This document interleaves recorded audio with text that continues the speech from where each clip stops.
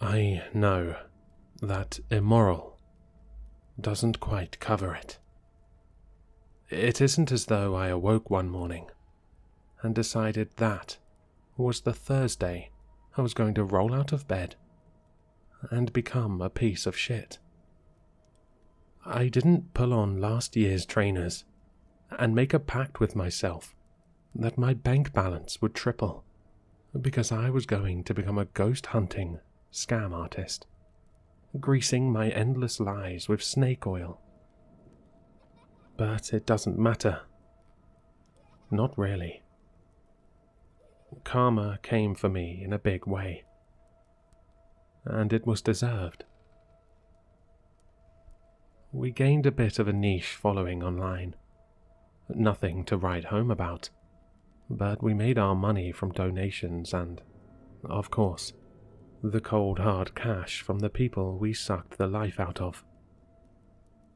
I won't bore with the fine details, but we ghostbusted 19 homes before we reached the Whistlebuys.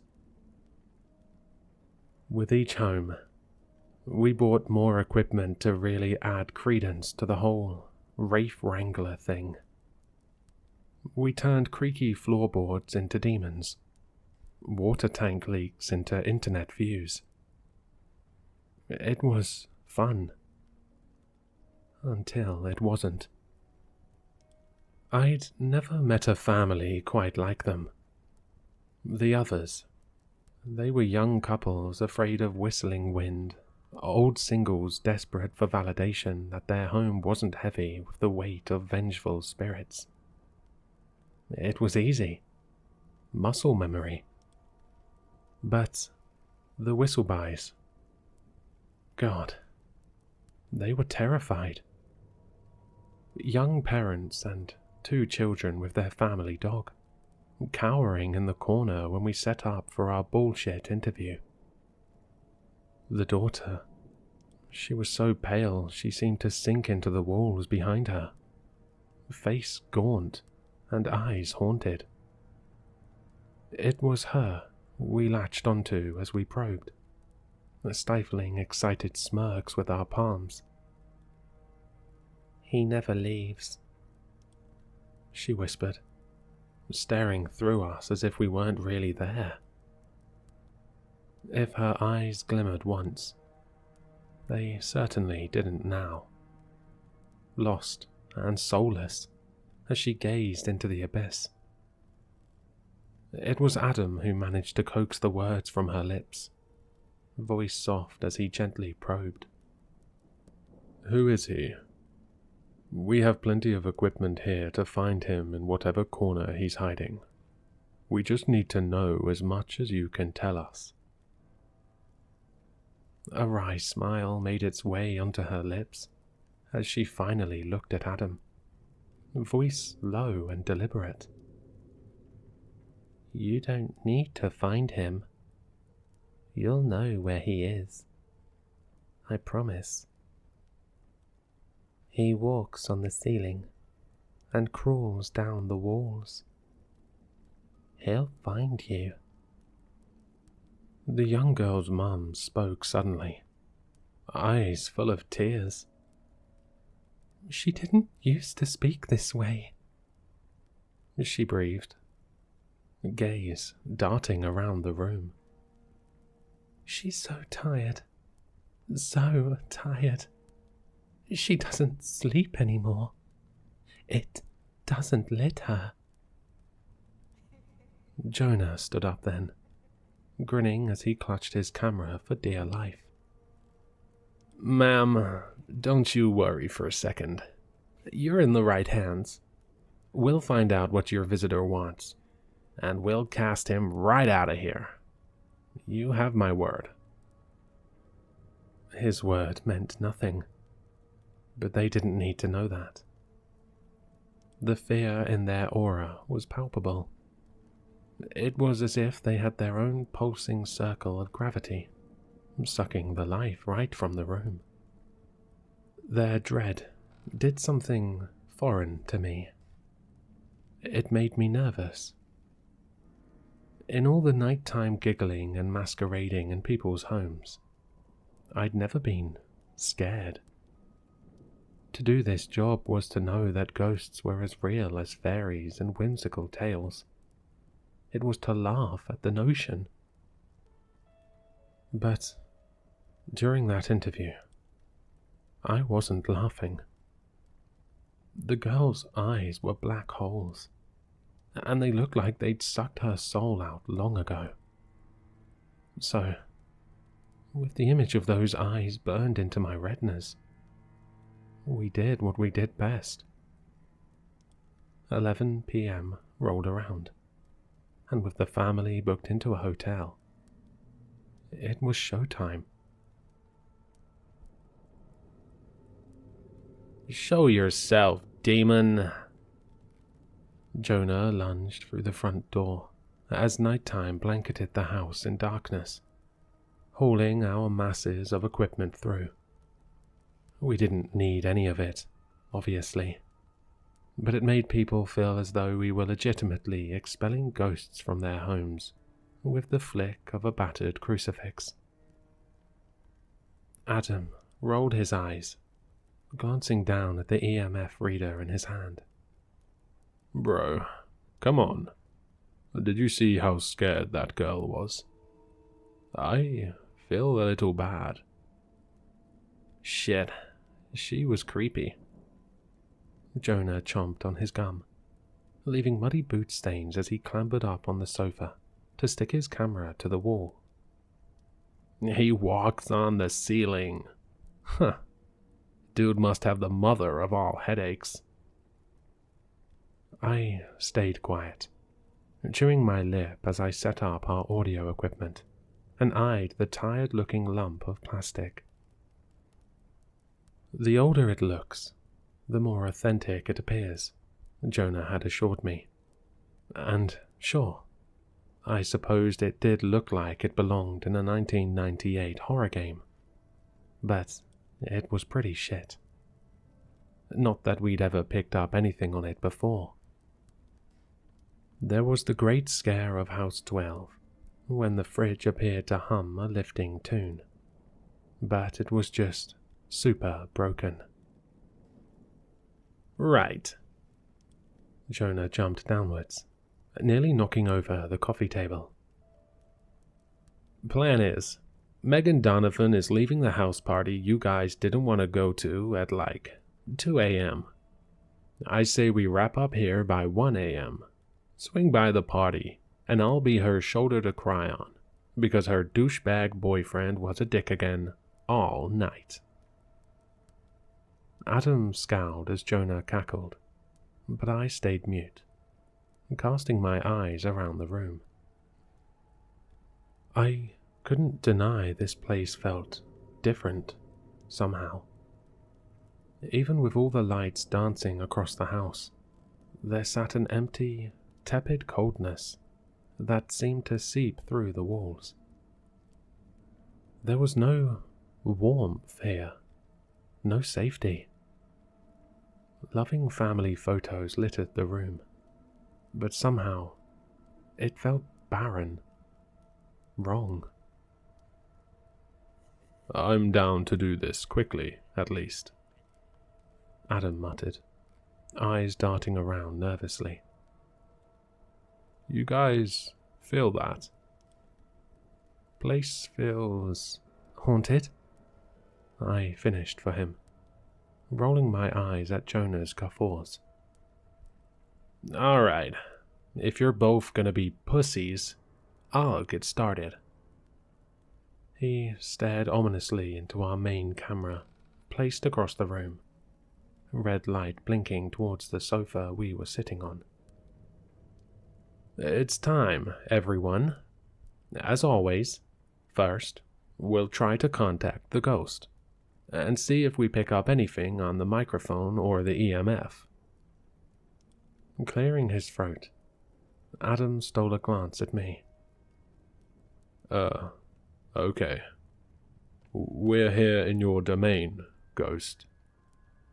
He tried to project, but I heard the slight crack in his voice. We're here to find out what you want, why you haunt this family. We're here to set you free. I counted down from 6, bulging my eyes as I shrieked, throwing myself backwards. No way, I bellowed, pointing off camera. There's no way.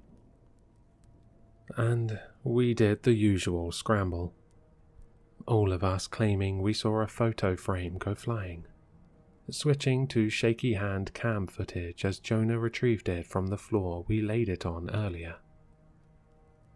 It was rehearsed, but something just felt different. It's hard to describe, but I couldn't shake the feeling a pair of eyes were locked onto me, a horrid gaze burning into my back.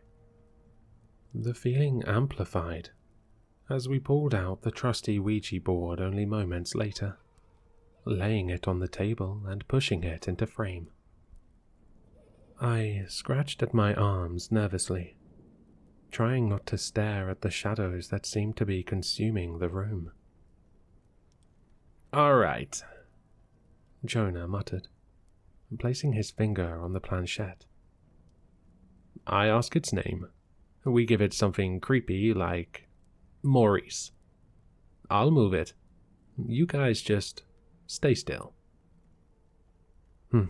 Feel free to run the show on this one, I offered, goosebumps erupting over my skin. Had it gotten colder in here? Adam certainly thought so, as he hugged his hoodie tighter, shaking something off as he placed his finger on the planchette with us. The dread was otherworldly, beginning to creep across my skin and begging me to stop. Spirit, Jonah demanded, dramatically eyeing each corner of the room. Make yourself known to us. Show us. Communicate with us. I want to ask what name gives you your power. What is your name, ghost? He waited a fairly believable amount of time before the planchette slowly began to move towards M. But I knew my heart wasn't in my lackluster reaction. Jonah would yell at me later, claiming I ruined the entire Ouija shot, but I swore I could see something in my peripheral.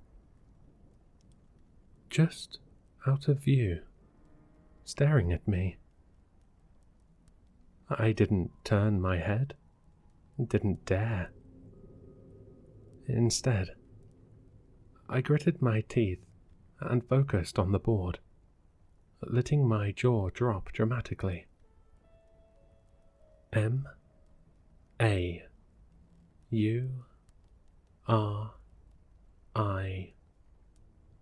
And just like that, the planchette halted.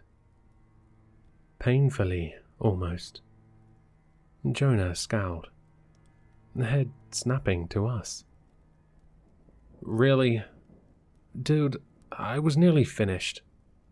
You stopped, I argued, wondering if it was a blanket on the bookshelf or a crumpled up man staring dead-eyed at me, as I was beginning to suspect it was.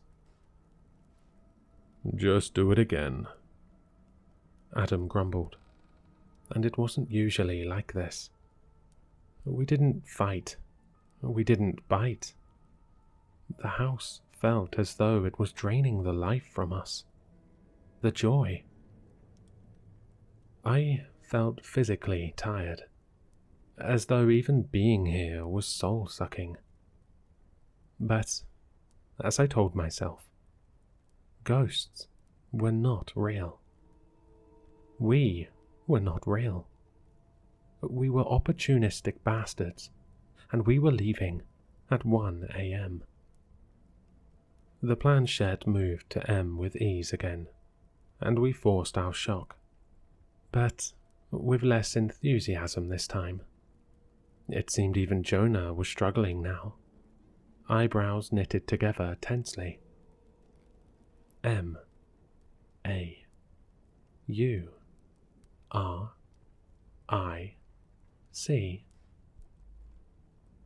And it stopped again.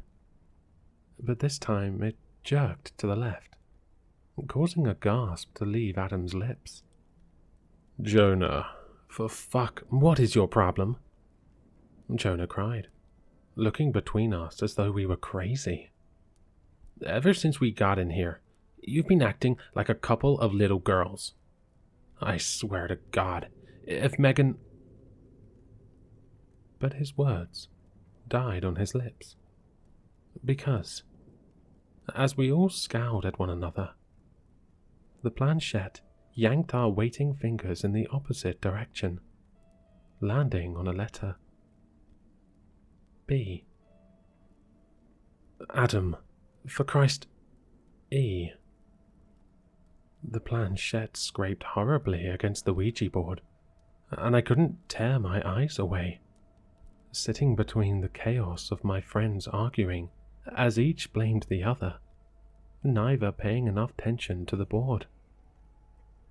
I swallowed, trying to watch for a twitch of the muscles in their fingers, some indication of which one was fucking with us. E. But there was none.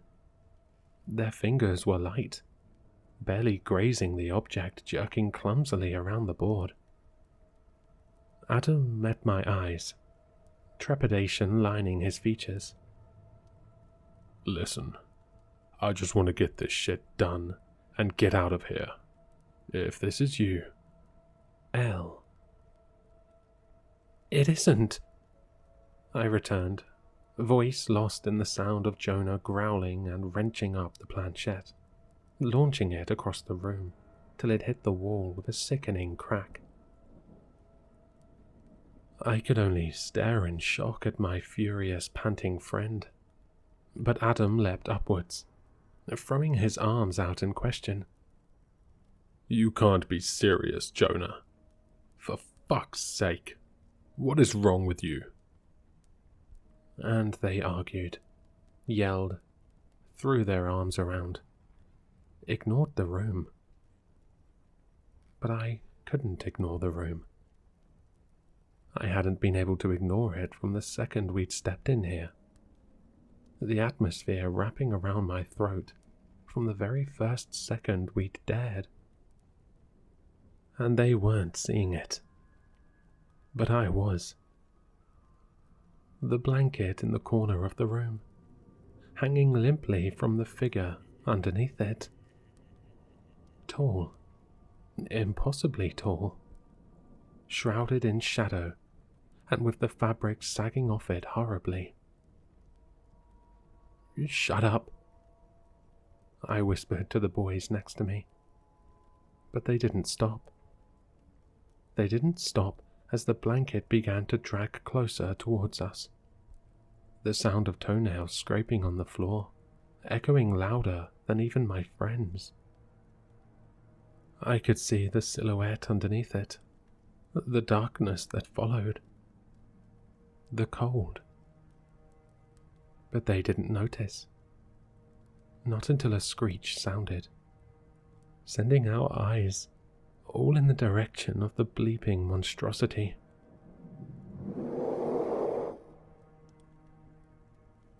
"Fuck," Adam cried, shaking his head at the EMF detector, which was flashing a bloody red color and wailing to attention. I was only distracted momentarily from the carnage, turning around in time to feel a horrid whoosh of air as the blanket fell into a crumpled heap a mere inch from my nose, dropping to my feet. The air was sucked from my lungs as I tumbled backwards, collapsing on the sofa and gasping instead of forming words. Adam looked upon me with concern, but Jonah was done. "Nah," he growled, wincing at the wail on the EMF machine. "Listen, I'm not doing this all over again. Come here. Let's do something with this godforsaken thing. Grab it. Wave it around. Just fucking get up." My eyes were still darting around the room, and only pulled from their trance as a buzzing fly landed on my hand, narrowly avoiding death with the flick of my shaking finger. It woke me up, my voice sounding more strained than I would have liked. "Are you hearing that? It's detecting something, Jonah. I swear to God, I saw faulty microwave, shitty electrics. I don't know." His voice raised threateningly. "Seriously, stop. Let's leave the room and run in. We'll act shocked about the EMF. We'll walk around a bit, and then we're going. I'm sick to death of the both of you." I should have argued. Obviously, I should have argued. But I can't describe the way I felt in that moment. It was as though my fear gave way to denial so quickly that I was already calling myself crazy, reaching desperately for the idea that, no, I was seeing things, feeling things, as though I needed to prove to myself that I was crazy, and the horrors my mind was conjuring simply couldn't exist. So, I stayed. I stayed as the three of us trudged out of the living room, as we all pulled our clothes tighter and ignored the ice seeping into our skin. I ignored Adam squeezing my shoulder, a sentiment he'd never bothered with before. I ignored my thudding heart as we clutched our cameras, bursting into the living room in our most epic movie yet, ready to contort our faces in horror. But we didn't have to fake it. In the corner was our screaming EMF reader, blinking red as it had been for the last 5 minutes. But the problem was the endless claws wrapped around it, attached to a figure so tall its head brushed the ceiling and black eyes glared upon us. It swayed in the shadows, but I could see its arms, gaunt and as long as its legs, neck cracking awfully as it turned to look at us in an instant. A sick, dripping sound, just loud enough for us to hear. And to this day, I imagine it as thick, crimson blood falling from its fingers onto its dead, curled toes. "Holy shit," Adam whispered, so I knew in fact I hadn't lost my mind. We ran, of course, scared idiots launching themselves backwards and tripping over everything, legs jelly as we bolted for the front door. I cursed myself for not leaving more quickly, begged for a time machine to have me believe my eyes the first time. We didn't make it. There in the hallway was our 1998 horror movie audio device.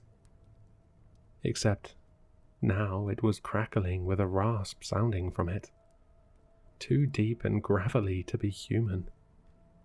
Layers of voices sounded at once, so distorted I could barely make them out. "I smell your blood," it rasped, the voice touching me so closely I could practically feel it inside of me. "I'll suck it out of your veins and wear your skin." And then, before there was time to react, Every light bulb in the house smashed at once. I know, because I heard the shards hit the floor in every room. Cried out as pure darkness filled the space, leaving me with no idea where my friends were, and if they even existed anymore. "The door won't fucking open," Adam screeched from my right, audibly jamming the handle. It won't open." "Where's the crucifix?" Jonah begged, and I could hear the tears in his voice. "Adam, where?" But now it was only footsteps we heard. Not slow ones. Thudding, loud footsteps, gaining pace and getting louder and louder, till it sounded like something was running at us. But the sound didn't come from the floor. With the most gut-wrenching feeling of horror, I realized it was coming from the ceiling. "Oh my God." Adam's voice was below me somewhere, because he'd fallen down into a heap of fear. "What the fuck is that? What is that?" It was deafening. All of it. The wailing EMF detector, the rasp of crackling audio threatening to break all of our bones at once, the footsteps slamming to a stop directly above my head, all leading to the moment I looked up. A silent tear disappearing in a slow trickle down my cheek. Its body was contorted horribly as it glowered down from the ceiling, neck cracked at an unnatural angle, with bones jutting out everywhere. Dead, black holes for eyes bored into mine, hell radiating from them in such a way that I was knocked to the floor by the sheer force of it. Rows of razor teeth were pulled back into a horrific grin, stretching much in the way its wings did as they grazed the ceiling. Reams of liquid trickling from them onto our heads. Hell staring from above me. My memory is hazy, and part of me thinks my brain tried to erase the trauma to give myself half a chance to go on with my life. I remember Jonah being lifted into the air with such a guttural wail that I've never heard a sound like it since. Remember the sound of his bones crackling as we ran, making straight for the living room. We threw furniture at the window and ignored the thud of Jonah's lifeless body being hurled at us, hitting the wall with a sick crack. I know we got out. I felt its eyes burning from behind me as our skin snagged on glass, as we sprinted into the hammering rain, screaming for any help we could find. When the paramedics came, most of Jonah's leg had already been eaten, the remains nowhere to be found. He woke up 6 days later, screaming bloody murder. Screams he kept up till he was sedated, only reducing to a whimpering wail the third time they woke him up. The bottom floor of the house was destroyed, along with everything in it. Our equipment crushed, all evidence of our horrors erased, other than the haunted look in Adam's eyes and the nightmares that still wake me up at 3 a.m. Wild animals tore the leg from an unconscious Jonah, the local police said. We were just idiots, holding a seance in a house, leaving the back door open to all manner of wildlife animals as we partied ourselves silly. At first, they thought we trashed the house, but the whistleblows assured the police that no, it simply wasn't the case. This had happened before, they told them. We were just caught in the crossfire. They gave their statement that night, protested our innocence, then packed their bags. They never left. Their little girl went missing that night, right before they could flee. Her suitcase sat in her room, untouched, and that house became a sad legend on those streets, spoken about in hushed tones. I left town, but something inside it never left me. We don't speak of it, the three of us. We left, and when we meet, that night exists as the elephant in the room. Jonah's scarred stump, reminding us that we didn't imagine the entire thing as a collective fever dream.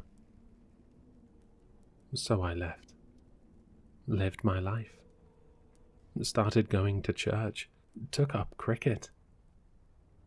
And when I hear the sound of thudding footsteps hammering along the ceiling of my hallway in the dead of night, I pull the covers over my head and pray to every god that may or may not exist that I'll live another day.